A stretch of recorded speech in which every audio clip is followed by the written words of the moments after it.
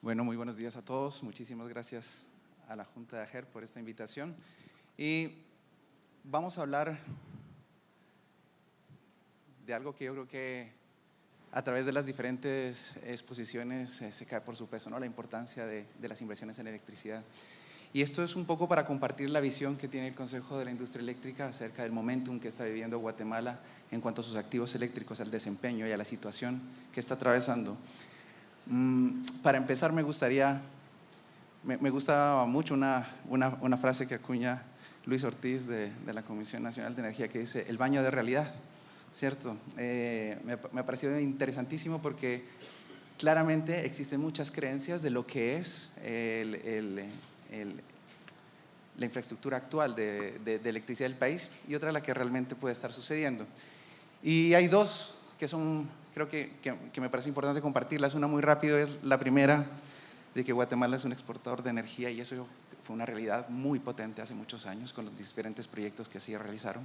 Pero si nosotros vemos el final del 2023, pues la realidad es que entre importación y exportación hubo un 70% más de lo que se importó que de lo que se exportó, ¿no? Y cuando uno ve ese 1.7 teras, pues viene siendo más o menos el 12.5 del total de la demanda del país, que son 13.5 teras. Ahora bien, ¿eso por qué se da en el 2023? La realidad es que se ha crecido en 10 años a una tasa de menos del 1% en la capacidad instalada de generación, y si se analiza en los últimos 5 años o en los últimos 4 años, incluso el crecimiento ha sido negativo, es decir, han salido plantas de operación. Cuando se analiza el tema de transmisión, como lo comentaba Erwin, que conecta la generación con la demanda, el crecimiento entre el 16 y el 23 es de apenas un 1.2%.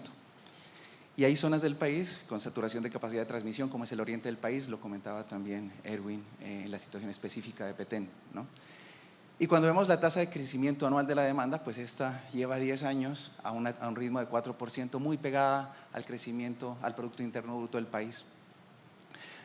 Y lo interesante quizás aquí es que dentro de ese 4% hay dos comportamientos distintos. Un 5.4% de la demanda no regulada es el ritmo de crecimiento industrial fuerte que tiene el país, mientras que 3.2% la no regulada. Hoy en día la demanda regulada representa el 56% de esos 13.5 teras, el 56%. Interesantísimo, cuando nos concentramos mucho en la licitación, estamos buscando una solución para el 56% de las necesidades de energía del país. Finalmente, la realidad es que en 2024, en marzo, Guatemala declaró un estado de emergencia. Lo comentaban anteriormente a través del 14 de marzo que se publica, el 18 de marzo inicia, y esto fue hasta junio. Y si analizamos los días, pues fueron más o menos 102 días en estado de emergencia, y hoy que empezamos el 1 de octubre, que es el último trimestre del año, pues diríamos que de lo que va corrido el año hemos estado un 37% del tiempo en estado de emergencia versus un estado normal. El otro punto interesante es los precios en el mercado spot. ¿Se han incrementado? Sí. Obviamente, si la demanda empieza a ejercer presión y no existe un crecimiento de la oferta, pues tuvimos lo que se está viendo, 67% promedio, 67% del incremento del precio promedio entre el 2019 y el 23, y si analizamos el 24 seguramente va a estar por encima del 80% frente al 2016. Pero los ciudadanos de a pie dirán, bueno, pero eso es un tema de los no regulados, ¿no? A los usuarios regulados de las distribuidoras privadas como EXA, de OXA, de ORSA, pues tienen unas tarifas relativamente estables entre el 2022 al 2024, incluso se han mantenido iguales o han bajado. Pero sí que finalmente lo terminamos pagando todos cuando los costos de producción industrial pues empiezan a subir, porque eso hace que la competitividad se pierda, y si se pierde competitividad se puede perder empleos, o si se suben los precios, pues la capacidad de adquisición se va degradando. Entonces, pues es un poquito la realidad. Ahora, lo que hablábamos anteriormente, si buscamos tener un suministro eléctrico, ¿de qué características se desearía? Bueno, en el Consejo de la Industria Eléctrica nos encantaría que fuera seguro, resiliente, evitar una dependencia específica de una tecnología, que sea una matriz balanceada, como lo que ha venido permitiéndole a Guatemala enfrentar afortunadamente todas las dificultades o situaciones climáticas, las ha podido sobrellevar perfectamente, asequibles, ya que sean precios que le permitan a las familias y a la industria tener competitividad accesible, lo hablábamos desde la perspectiva de ampliar la cobertura eléctrica en el país y confiable, ¿no? De un buen voltaje, no las variaciones de voltaje que a veces por la infraestructura eléctrica que se tienen pueden estar afectando ciertas regiones del país sin la continuidad. Por lo tanto, es esencial implementar de forma ágil nueva infraestructura eléctrica, ¿sí? en toda la cadena de Guatemala. Bueno, ¿y qué se necesitaría? Hay 5, lo hemos tratado de hacer en 5 bloques, ¿no? Resumir. Primero, cuando algo empieza a faltar en la casa o en las empresas, pues hay que empezar a cuidarlo, ¿no?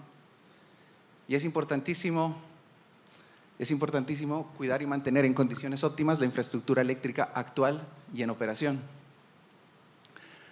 Guatemala no se puede dar el lujo de perder capacidad instalada, ya sea en generación, en transmisión, a la que tiene actualmente. Venimos en una curva de estar perdiendo plantas de generación en operación. Esta no es una alternativa en la situación en la que se está. También asegurar la máxima disponibilidad de plantas operativas. También es muy difícil operar un mercado cuando las plantas de algún momento u otro están indisponibles, ¿no? Y verificar ese comportamiento y los incentivos a que lleven a que no estén completamente disponibles. Y un tercer punto, facilitar la finalización de proyectos de transmisión, ¿no? Que han sido detenidos por temas de conflictividad social. Hay muchas licitaciones que se han hecho, aquí se ha comentado, en transmisión hay varias, pero no todas se terminan. Entonces no necesariamente es problemática de si se hace la licitación, sino también de a cómo, como país y nación, acompañamos la ejecución de esos proyectos de transmisión que finalmente es un beneficio para la sociedad. Entonces cuidar la infraestructura es clave. Segundo, asegurar la oferta de generación y transmisión para una Guatemala en crecimiento porque veíamos la demanda creciendo al 4%. Ahora bien, el primer punto todos lo han comentado y yo creo que al final hay un panel específico de acelerar los procesos de licitación de la PEC temporada 5, como lo hablaba ahora con Juan Ramón, ¿no? Vamos a ver cómo sale la temporada, ¿no?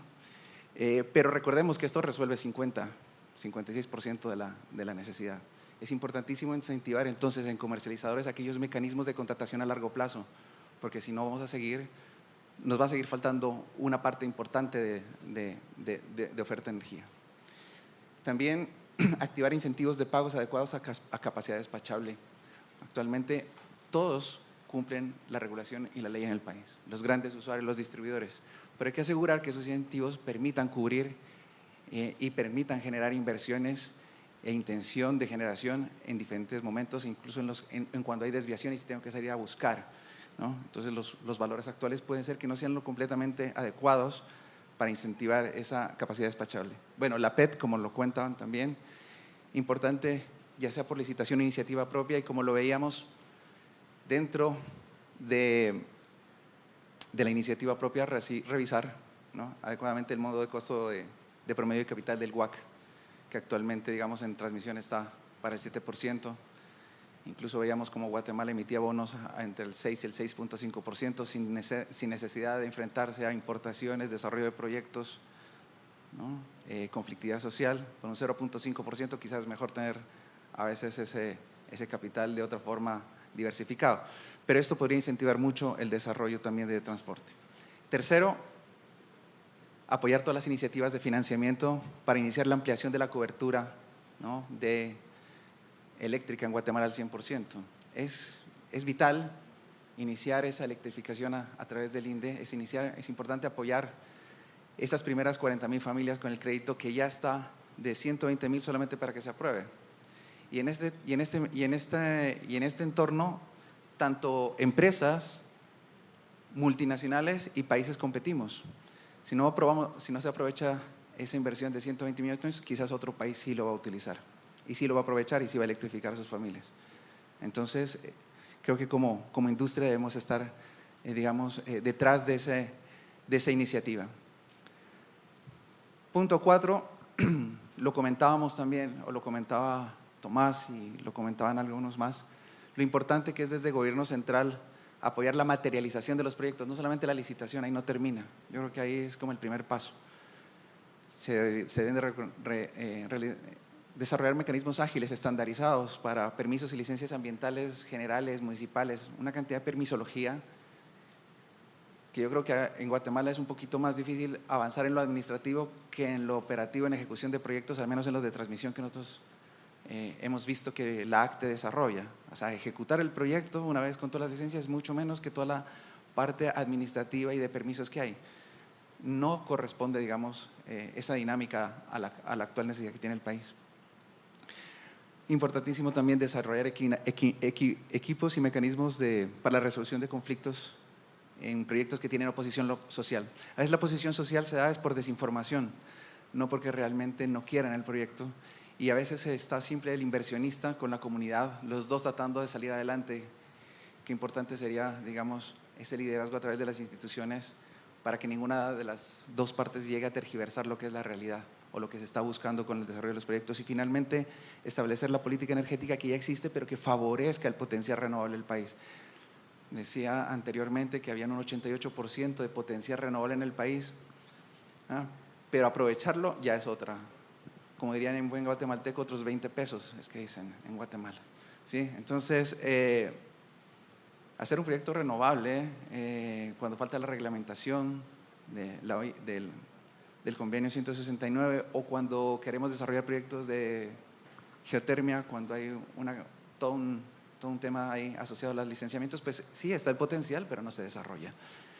Entonces creo que es importante ver cómo ese punto 4, digamos, desde apoyo desde el gobierno central, y finalmente cuidar lo que empieza a faltar, ¿no? Y en esa línea de ideas hay que promover y estimular el uso eficiente de la energía. Es un recurso clave, la energía incluso en algunas partes del país se necesita incluso para el agua. Si no hay energía, no hay agua. Así que la demanda, incluso en el acuerdo ministerial, cuando se da la declaración del estado de emergencia, había un punto muy importante que era el uso eficiente de la energía. Y creo que esta creencia que les mencionaba, que en Guatemala tiene mucha energía, a veces hace que no seamos sensibles con su utilización también. Sería muy potente que como país empezamos a tener un discurso muy concreto y muy fuerte a promover y estimular el uso eficiente de energía. Segundo, eliminar el robo de energía. Qué forma más desagradable, digamos, de perder la energía que te la roben, ¿no? Entonces, las inversiones, los esfuerzos para mantener, digamos, una sociedad consciente y que dicen, sí, porque cuando hay robo hay desperdicio, obviamente. Para incentivar eso, se debe seguir apoyando a las distribuidoras que hacen ese trabajo. Normalmente son las que terminan pagando el robo de energía, ¿no? Y ese menor robo podría quedar como capacidad disponible para industrias, ¿no? Y finalmente, siempre, como se viene haciendo, el monitoreo del control, digamos, de corto plazo, esperando, digamos, estar al frente de cualquier evento climático que nos pueda afectar. Ahora bien, ¿cuáles son las oportunidades de inversión en generación? Esta es una información que la tomamos del estudio de Deloitte que hizo para el Consejo de la Industria Eléctrica, y aquí se analizaron 3 escenarios a 2043 de crecimiento medio en energía. Si tomamos el del 3.5, siendo conservadores, para 2043 necesitaremos 18.3 teras, eso es como más de un 37% de la energía que actualmente estamos, digamos, consumiendo en el país, y eso atraería en el escenario medio alrededor de 7.2 billones de inversión en 20 años, ¿sí? La mayor parte, 5.8 en generación y 1.5 en transmisión. Y lo bueno de esta capacidad es que sí hay mucho interés en invertir en Guatemala. Lo mencionaban anteriormente, sus variables macroeconómicas, su marco regulatorio, en fin, hay muchas, su política monetaria, ¿no? La tasa de cambio completamente estable. Entonces, estas inversiones no requieren presupuesto de la nación. Estas inversiones vienen por la estructura actual que tiene el mercado, ¿no? Generan mucho empleo y mejoran la calidad de muchas familias, y adicionalmente, por naturaleza, nos van a permitir volver más competitivo al país con la posición estratégica que tiene dentro de su geografía. Para ser muy bien portado, como se dice en Guatemala, me queda un minuto, las conclusiones. La inversión es un imperativo estratégico y no va a ser difícil conseguir las inversiones con el potencial que tiene Guatemala. En la última PEC lo veíamos que llegaron 4 veces más las ofertas contra lo que se quería buscar de demanda. El acompañamiento, entonces, como segundo punto, las inversiones se pueden desarrollar, son factibles. El acompañamiento del gobierno mediante la certeza jurídica de esas inversiones va a ser clave, como lo ha venido siendo. La diversificación en fuentes de generación también es fundamental para mantener esa resiliencia energética en el país y no comprometerse solamente con una tecnología. En cuanto a la electrificación rural, es un compromiso social. No podemos seguir siendo, digamos, desarrollándonos económicamente con un 9%, casi 10% de familias sin energía. Y yo creo que el 2024, para cerrar, porque estamos desde marzo reuniéndonos bastante el sector en un summit, en otro seminario, creo que ha sido un año de convencimiento, ¿no? Un año de muchos análisis y también un año de planeación. Sería genial que a partir de 2025 todo ese análisis, ese convencimiento y planeación se empiece a transformar en infraestructura eléctrica. Muchísimas gracias.